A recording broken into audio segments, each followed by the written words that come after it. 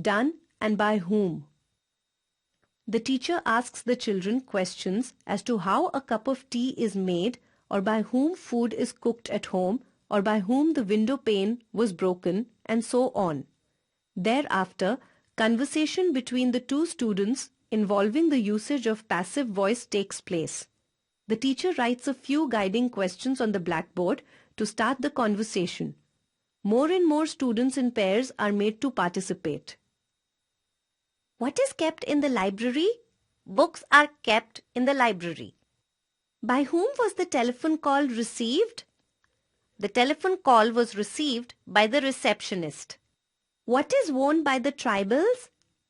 A lot of jewelry is worn by the tribals. When are the woolens worn? The woolens are worn in winter.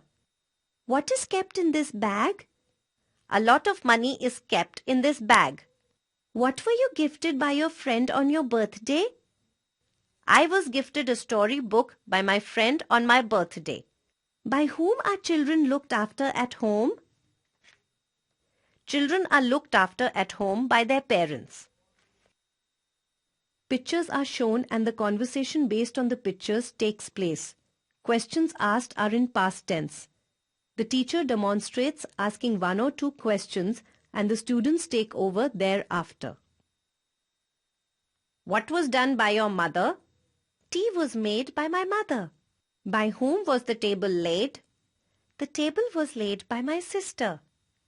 What was done by you? The jug filled with water was brought to the table by me. By whom were sandwiches made? Sandwiches were made by my father. By whom was porridge served? Porridge was served by my mother. What was done by all of you? Breakfast was had by all of us. The teacher briefs the children on making a cup of coffee. Thereafter, she or he writes down the steps, instructions for making coffee on the blackboard. Two students take on how a cup of coffee is made.